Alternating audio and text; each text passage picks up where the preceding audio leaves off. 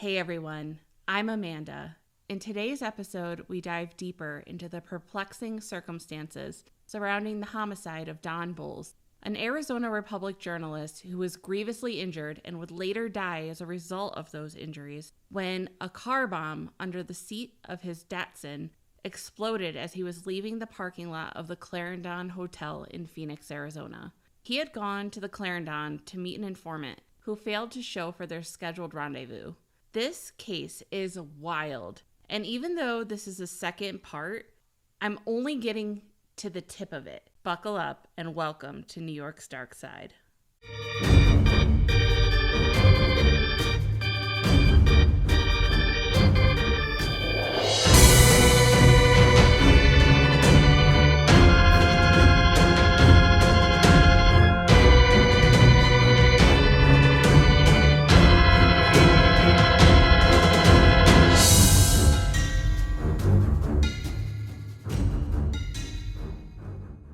How's it going, everyone?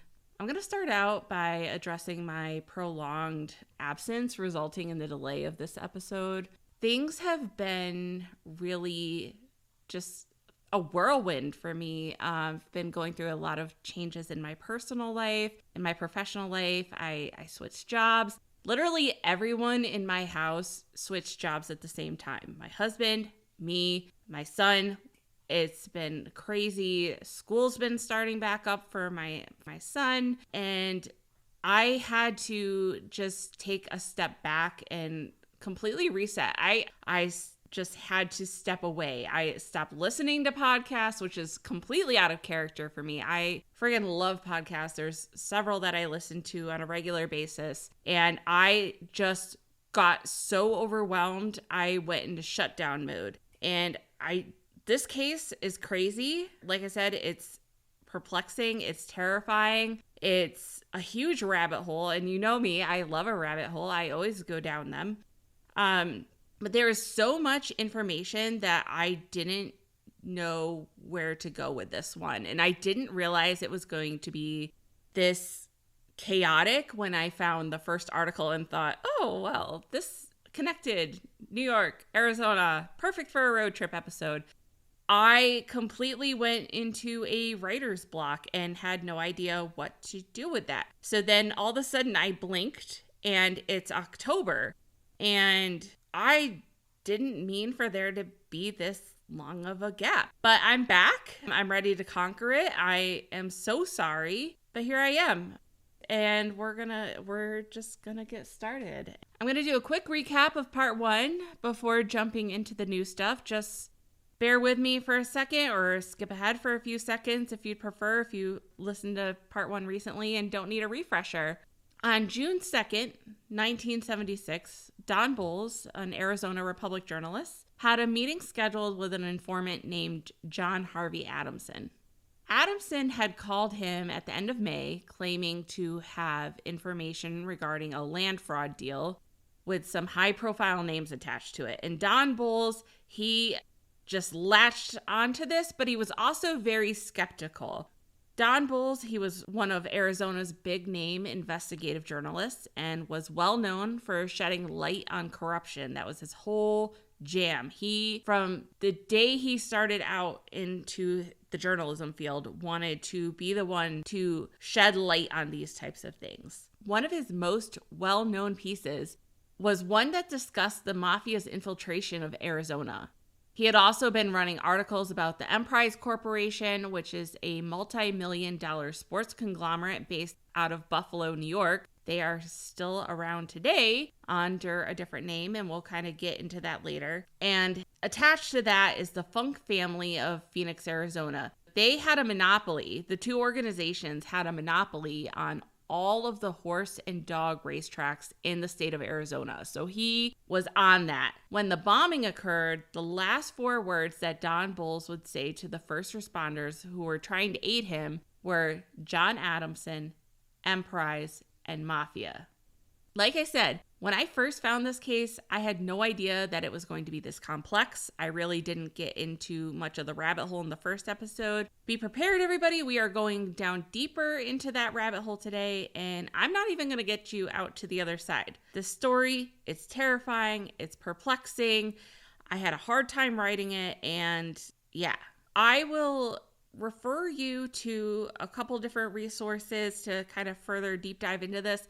I don't think at this point I'm going to take this beyond 2 parts. I'm not going to take it beyond this episode unless you guys really want me to, because I feel like it's kind of getting away from what we set out with the start of this show, which was all around New York. The only reason I picked this case to begin with, I was on a road trip in Arizona, New York, Arizona, mesh in this episode. In June of 1976, while Don Bolles was still lying in critical condition at St. Joseph's Hospital, a team of journalists would start the Arizona Project, which was in action from 1976 to 1977. The Arizona Project consisted of a group of 36 reporters assigned to cover the story of Don Bolles' murder and the subsequent investigation. The reporters came from all around the country under the leadership of a man named Robert Greene, who was the editor at Newsday and had the goal of continuing Don Bolles' investigative work. He would say, quote, "We wanted to send a message to the mob. Kill one of our own, 3 dozen will take his place," end quote. Don Devereaux was one of those investigative reporters in the project. The team of journalists wrote about 23 articles that were published all around the country. And in the podcast, The Patsy, Don Devereaux would say that during the time he was working with the Arizona Project, he believed the Bolles case was being properly prosecuted.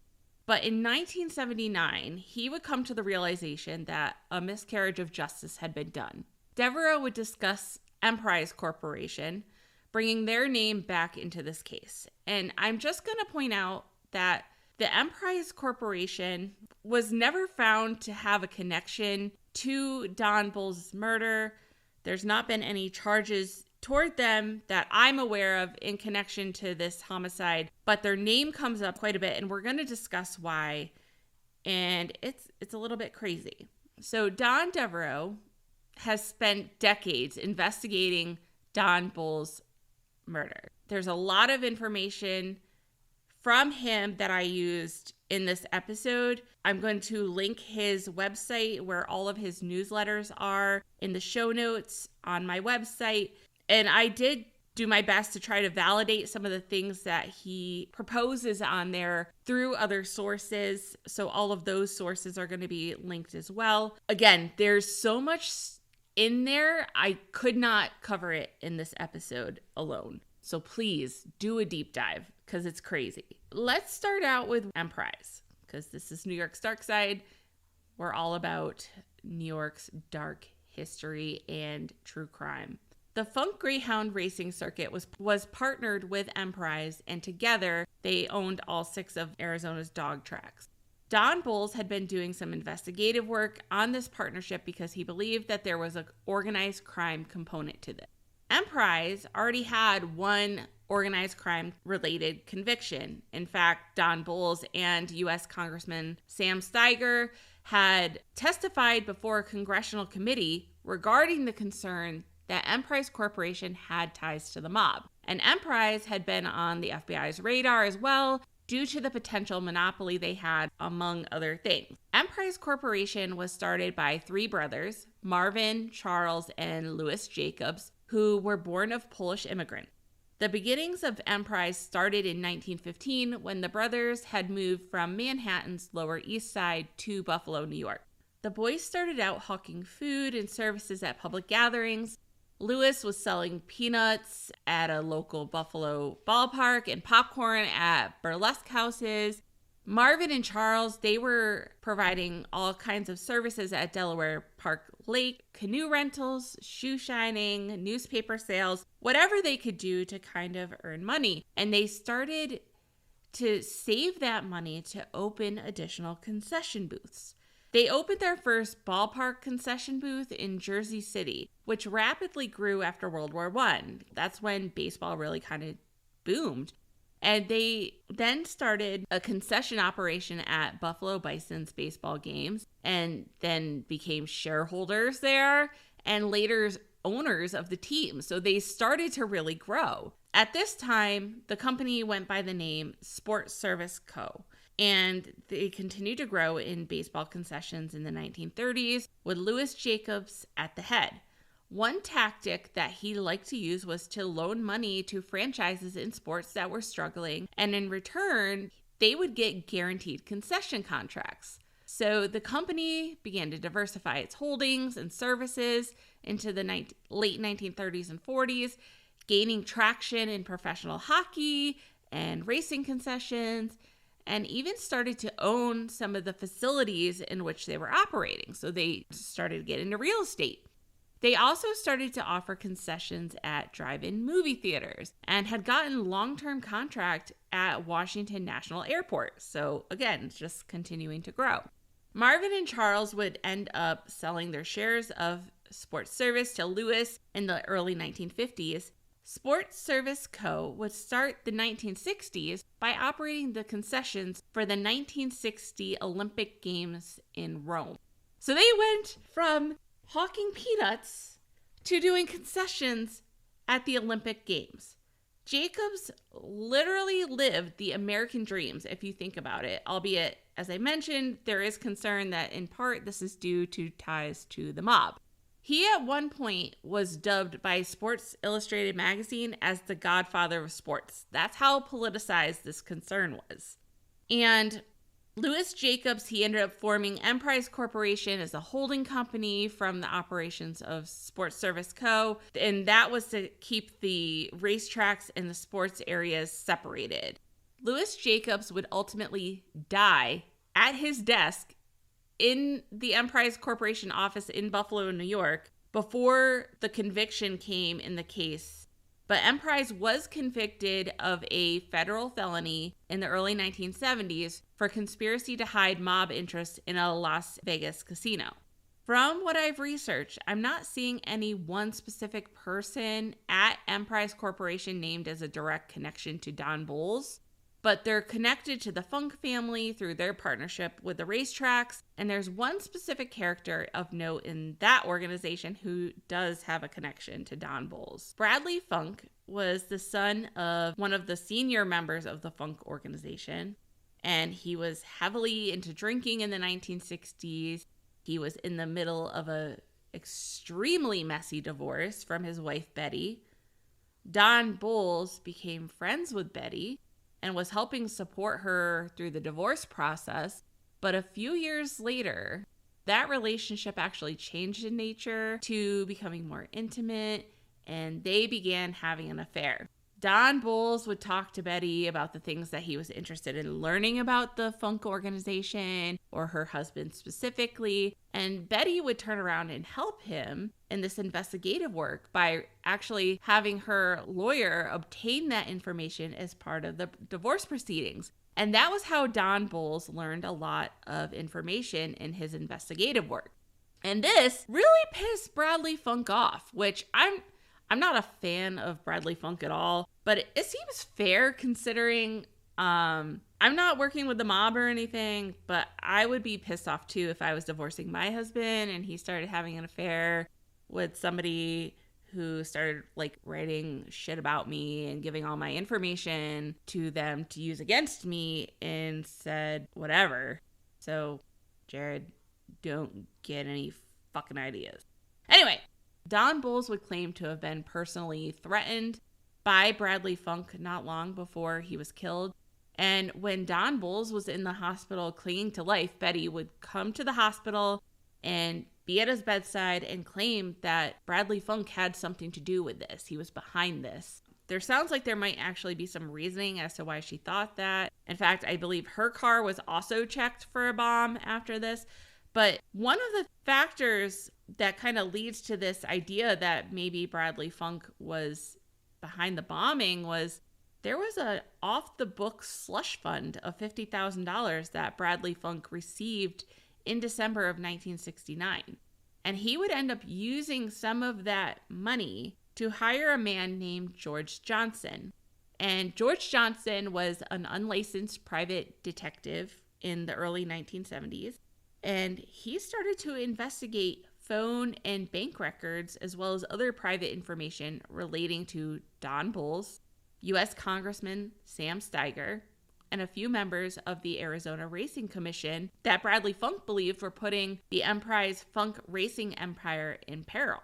And what Funk didn't expect was for George Johnson to then go to Congressman Sam Steiger with this information shortly after starting the investigation. So Don Bolles, Congressman Sam Steiger, and the newspaper, the Arizona Republic, that Don Bolles was working for, would actually start a civil litigation case against Emprise and the Funk organization, which ultimately ended up being settled out of court in 1973 when the Arizona Republic took a dive, and they told Don Bolles to stop looking at the Funk organization, to stop looking at Emprise, and he was moved to start focusing his work on state government affairs. However, the Emprise Funk Corporation would come up again in that work because the state legislature and attorney general were considering removing the Emprise Funk Corporation as dog track operators because of the Emprise federal felony conviction. And according to Arizona state law, felons can't hold state licensure. So because the Emprise organization had that federal conviction, they really, per Arizona state law, couldn't hold licensure for the dog tracks anymore. We know about the slush fund because actually Don Bolles got a copy of the slush fund memo that was signed by Bradley Funk and 3 other members of the Funk organization shortly before the car bombing through Betty's attorney because she had given Don Bolles permission to have access to all her divorce proceeding files. Don Bolles had also talked about a confidential informant that he had shortly before he died regarding the potential of a separate set of books that the Funk family was keeping and a document that he had found regarding Bradley Funk that he would say was something he had been looking for all of these years. And while I don't know what that document is, Don Devereaux does say in his newsletter that he has seen that particular document and he feels like it is significant. But wait, there's more. Bradley Funk had a friend named Neil Roberts, and we talked about Neil Roberts in part 1. Bradley Funk and Neil Roberts, they'd known each other since their time at Phoenix North High School. And if you recall from episode 1, Neil Roberts was the attorney who had a theory on the Don Bolles murder that initially implicated Max Dunlap and Kemper Marley, and then John Adamson's testimony would later seal that theory. Adamson and Roberts were drinking buddies as well, and they were closely associated by the 1970s. John Adamson would allege that he didn't know Bradley Funk, but that was found to actually not really be the case. In fact, Don Devereaux, the reporter that had been deep diving on this case, alleges that someone in the Phoenix Police Department would actually attempt to hide the relationship between John Adamson and Bradley Funk by destroying a report about Adamson assisting a very drunk Bradley Funk into a cab at the Phoenix dog track. Additionally, Eileen Roberts, the secretary of Neil Roberts, there's no relationship between the two, they just have the same last name, would give sworn testimony in 1977 at a deposition that a few days before the bombing, there was a meeting at Neil Roberts' law office between Neil Roberts, John Adamson, and a man named Mr. Funk. She would report that when Mr. Funk would come to the office, she was asked to leave to run errands or just sent out of the office in general, like, go away, lady. And of interesting note, the attorney general at the time, William Schaefer, who was the chief prosecutor in the early days of the Bolles investigation, was at that deposition and actually put a stop to her participating in a photo lineup to determine if the man that she had seen come to the office, because she saw him, was Bradley Funk. Like, why wouldn't you want to know that? You're the prosecutor. But again, they had ended up clearing Bradley Funk very quickly for some reason. Eileen was interviewed in that podcast I listened to about this, the Patsy, and would state that Max Dunlap was wrongfully convicted and wrongfully accused. So Neil Roberts actually had come to live in her apartment with her and her son in the late 1990s as he was dying of alcoholism and multiple sclerosis, and he told her before he died that he had been one of the leading men to arrange for Don Bolles' murder, and that Max Dunlap had been a patsy and taken the fall for this murder. This same information was published in an interview with a reporter named Mark Flatton that was in the Mesa Tribune in February of 1999. She didn't say anything to anyone regarding his deathbed confession until after he died in January of 1999. However, Neil Roberts had also confessed to a New York Times reporter named Molly Ivins back in 1979. 1979! Like, let's hold on to that because I'm going to come back to similar stuff like that in a few minutes. Eileen would have more to share about a connection between Neil Roberts, Bradley Funk, and John Adamson. So during the July 4th weekend of 1976, Neil Roberts told Eileen that he was going to a dog show in Seattle, Washington. However, he would then place calls to her at the law office from a phone number with an area code of 714, which was the area code for San Diego, California. California, Washington, very different places. Bradley Funk, at that time, was staying at an alcohol rehabilitation facility in Orange, California. And he would tell his roommate at the rehab that he was leaving the rehab for a temporary period on the weekend of July 4th to go attend a celebration at the San Diego Harbor for the bicentennial July 4th holiday. This roommate would come forward with this information to both California and Phoenix law enforcement. John Adamson's girlfriend, Gail Owens, we had talked about her in part 1, would also come forward to Phoenix police regarding a meeting that she had witnessed in San Diego at a bar called the Iron Maiden that she had described as sinister before the bombing between Adamson and a bearded Caucasian man. What's interesting is that the police never questioned Owens further about the details of this meeting. They didn't want to know about the conversation. They didn't want to know about the bearded man. In fact, the prosecutor of the case, William Schaefer, would claim that there's no point in having Gail Owens do a photo lineup to see if this man was Bradley Funk, even though there were reports that he was in that area and that he had a beard at this time. Like, why don't you want to know that? Anyway, Don Devereaux, in one of his deep dive newsletters on this case, would discuss that he had also offered to have Gail Owens do a photo lineup, but she declined. I kind of found that interesting. Like, why? Was she threatened? Was she paid off? I have my own theories, but I'm not gonna get into that because, I don't know. So Neil Roberts would end up arranging for himself a limited immunity deal with Maricopa County Attorney Moise Berger.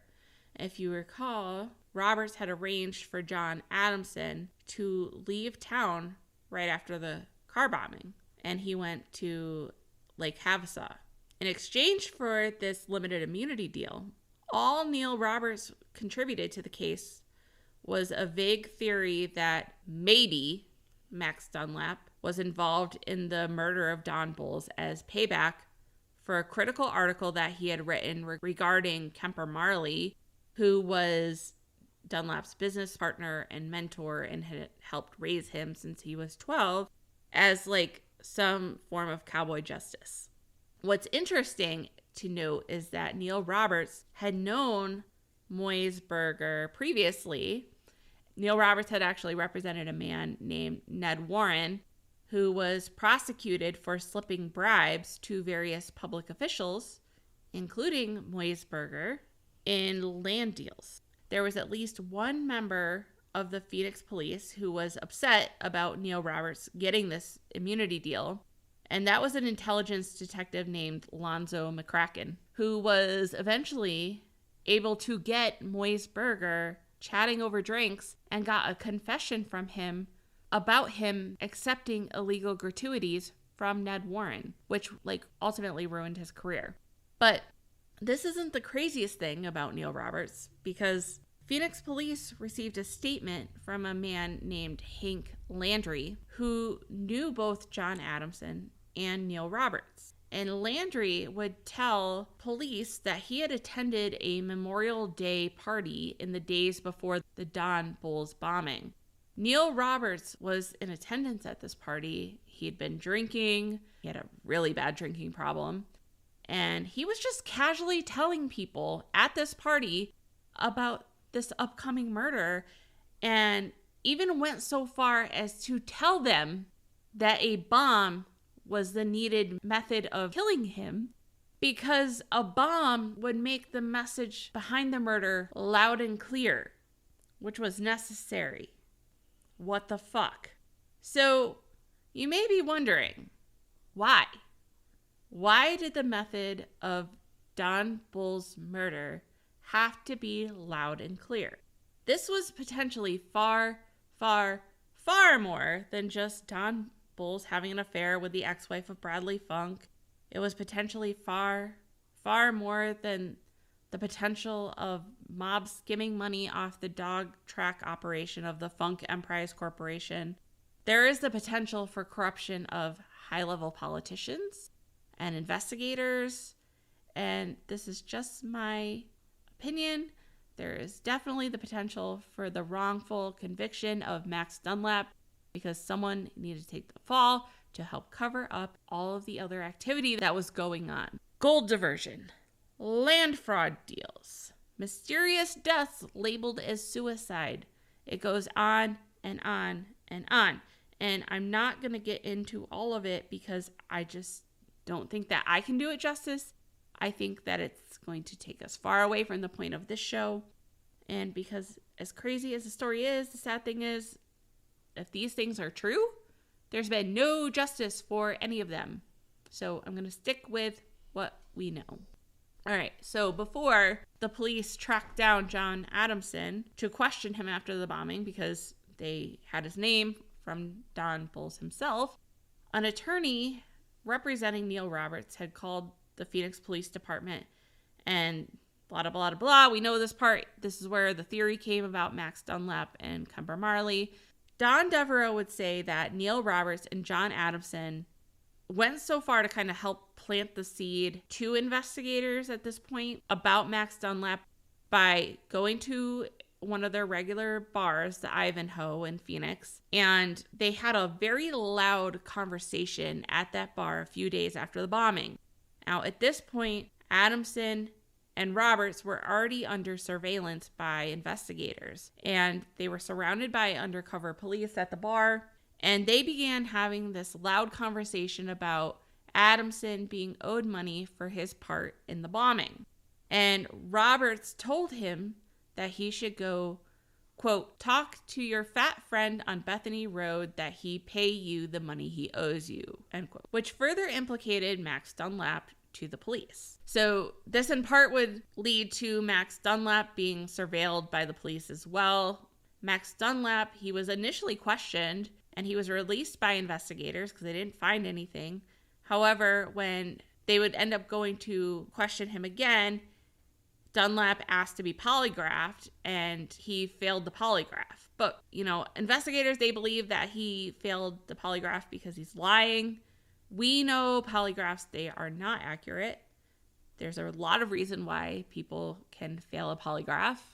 There's people that are lying and they pass a polygraph, and that's why they're not permissible as evidence in court. But what otherwise implicated him was on June 10th, 1976, Max Dunlap delivered money to an attorney's office named Tom Foster. He was the attorney for John Adamson. And Max would claim when questioned about this later that this money was delivered to him by a man that he had never met before when he was getting ready to get into his truck. So he told this to investigators, but he also wrote this in his journals that his daughter found and talked about in the Patsy. And in his journal, the man told him that he had come on behalf of Neil Roberts, who needed his help because he was in trouble. And the man had a brown paper bag, which he gave to Max Dunlap and instructed him to exchange the money inside from $100 bills to 20s and deliver it to Tom Foster. And the man gave him Tom Foster's business card. Dunlap wrote in his journal that he contemplated not doing this, but he figured that it wouldn't be a big deal because he'd never been in trouble before. And he put the money in a manila envelope as instructed. After he broke it down into smaller bills, he wrote J.A. on the corner as the man had instructed him to do so, and he drove to Tom Foster's office. And when he got there, John Adamson was in the lobby and gestured for him to come into an office off the lobby when he arrived. And John took the money from him. But Max Dunlap wrote that John Adamson seemed off, like he was in a stupor, and he asked him, like, do I deliver the money to you? I don't know what's going on. And John just told him, I'll take it. And Max Dunlap left. And he never realized what would happen to him later because of this. So Max Dunlap, he gets arrested.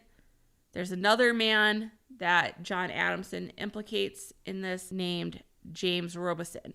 And they're both arrested, and they would go on trial together, Max Dunlap and James Robeson. What's interesting to me that is discussed in the Patsy is that the Arizona state legislature ended up repealing the accomplice statute, which would allow the prosecution to call the accomplice of any crime to testify against their co-defendants without the corroboration of any other witness and would be able to seek the death penalty. And they repealed this shortly before the trial of Max Dunlap and James Robeson.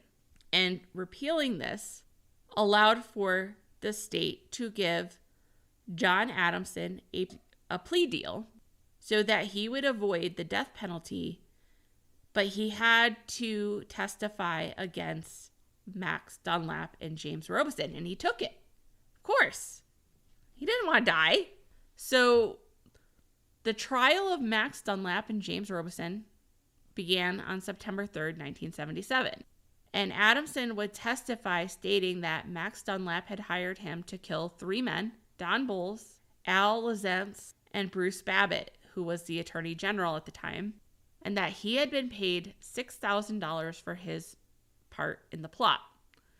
The reason Dunlap reportedly gave John Adamson for wanting these men killed was that the men were troublesome to Kemper Marley. And Don Bolles was selected to be the first victim due to past articles that he had written. Kind of talked about that in part 1, where Don Bolles had written articles and Kemper Marley had been given a high-level position at the racing commission and ended up having to step down from that because of all the publicity about that. So Adamson had testified that Robeson had agreed to assist him with the murder and that Robeson had been the one to detonate the bomb with a remote control device after Adamson placed the bomb under Don Bolles' car. One of the biggest concerns that I have with this case, and a lot of people have had with this case, was at the time, it didn't appear to be a fair trial. And we're going to talk a little bit about that now. So I mentioned at the beginning of this episode that the FBI were looking into Emprise, and they actually got involved in the investigation of Don Bolles' murder because of the potential for that link, as well as being asked to assist by the Phoenix Police Department.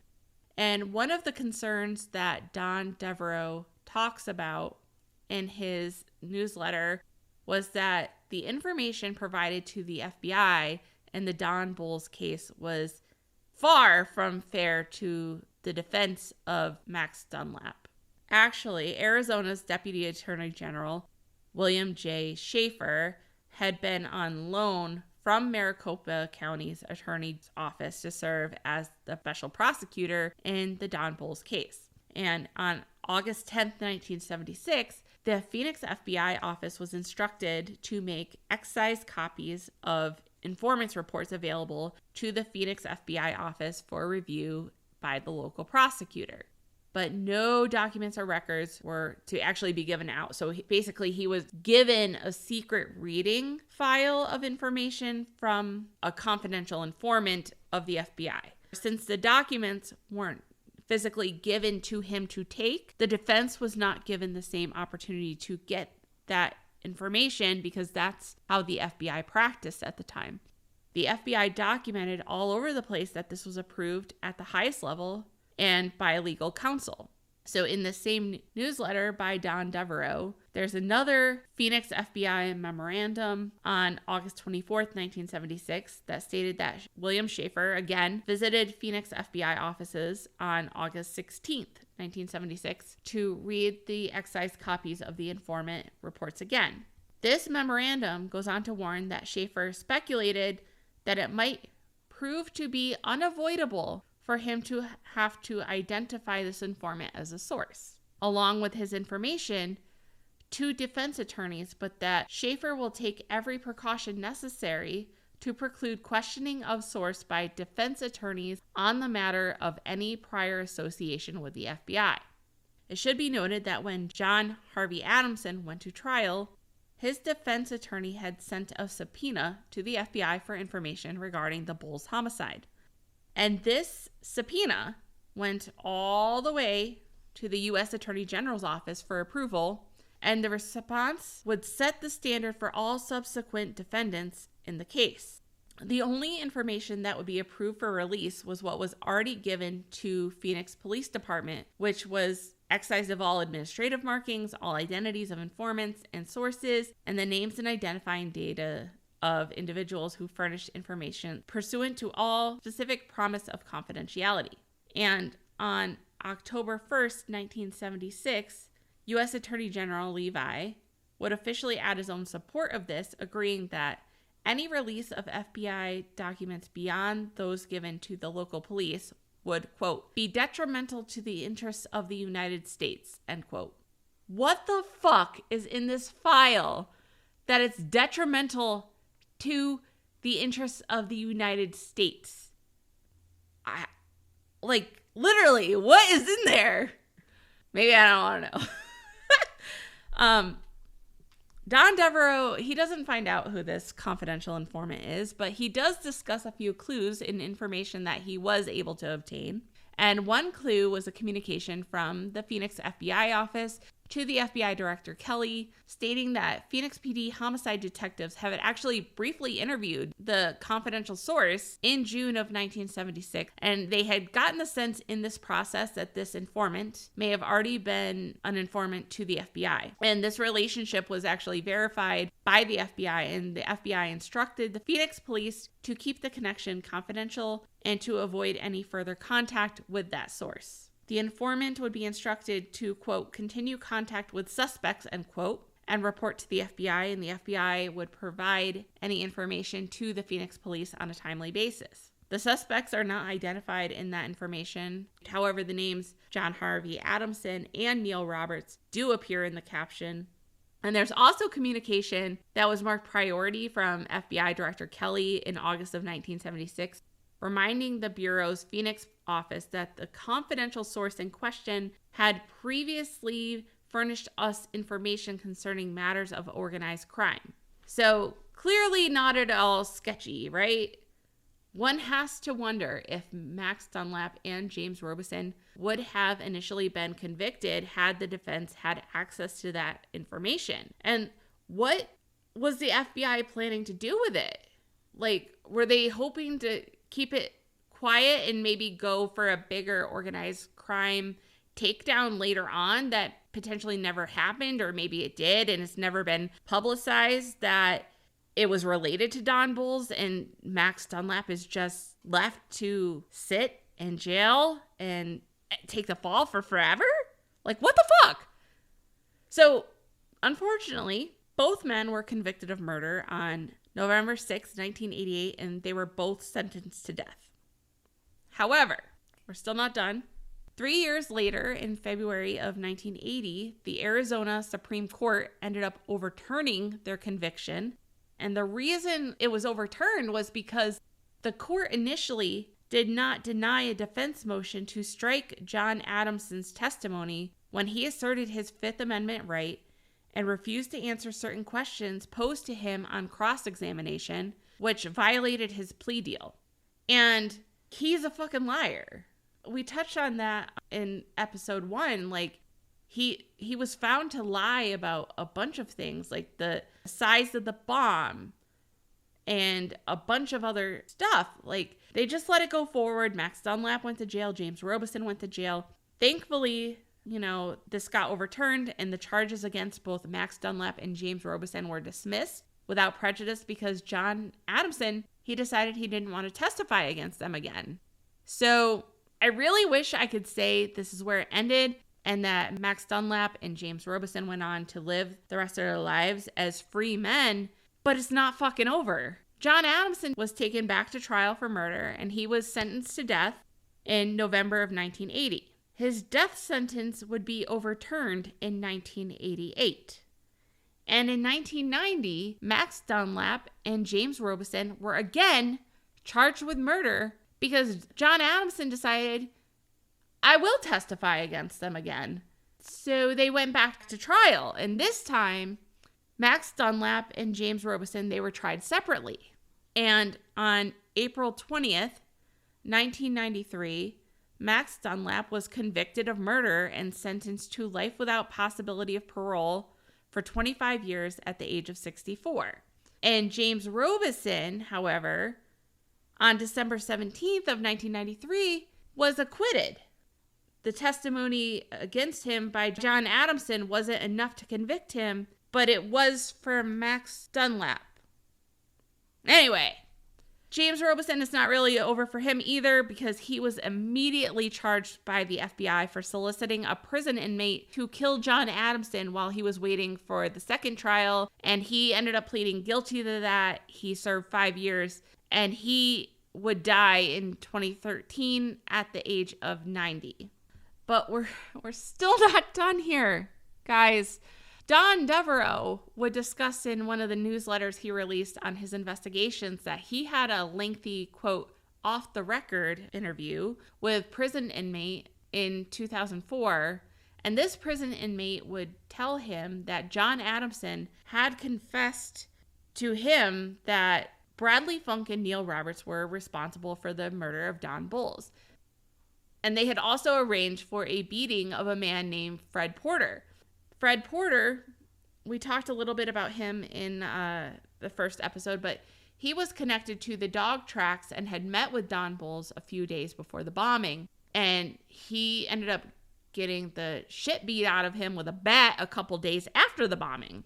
This previous inmate was initially hesitant to have his information made public unless it was actually going to result in a new trial for Max Dunlap. However, Max Dunlap was not at this point in any financial or physical condition to make that happen. And so a copy of this inmate's sworn affidavit with all of his information was prepared, and a copy of it went to the Arizona Attorney General at that time, Terry Goddard, and in 2009, but the Attorney General never did anything with it. He never went and questioned this previous inmate. It just sat there. And Max Dunlap, unfortunately, died in prison in 2009. So basically that's where we're at with this case. Bradley Funk died of a heart attack in 1989. Neil Roberts died of alcoholism and multiple sclerosis in 1999. John Adamson is dead. Max Dunlap is dead. James Robison is dead. We'll never uncover the truth of the matter in this case, I don't think. Unless it's said that Neil Roberts had wrote a book about all of this stuff and had given it to an attorney and nobody's ever found it. So I don't know, maybe if that comes up, I mean, it literally just happened with some guy who is now being potentially convicted of Tupac murder. So, I mean, that could resurface. And part of what's getting that guy in trouble is what he had written in his memoir. So, I mean, it could happen, but I'm not feeling very confident. And I can tell you, I have a lot of questions, way more questions than when I started looking into this. I mentioned earlier in this that this case potentially has the cover up from high-level government officials, diversion of gold, the land fraud deals, mysterious deaths that were likely murders that were covered up as suicides. And I could potentially do another couple episodes on this case, but don't want it to take away from the focus of the show being on true crime and history and stories from New York. The only reason I started covering this case was as a road trip episode, and then I got really distracted and went into shutdown mode. But again, if you're interested in doing more digging on your own, listen to the podcast, The Patsy. It's linked in the show notes. It's on a couple different podcast platforms. It's got a lot of information in there. Don Devereaux, the journalist that I got a lot of the information from this, he helped work on that podcast, but he has a ton of information from his investigations on his website. Again, linked in the show notes. I'd love to hear your thoughts on this case. So feel free to reach out to me on social media. We're on Facebook at the New York's Dark Side Facebook page.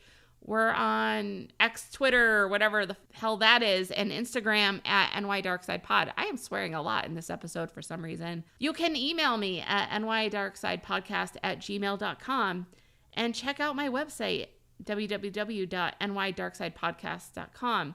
And all of our resources are there. There's tons more information. All of our past episodes are there. There is a form there if you have an idea for an upcoming episode.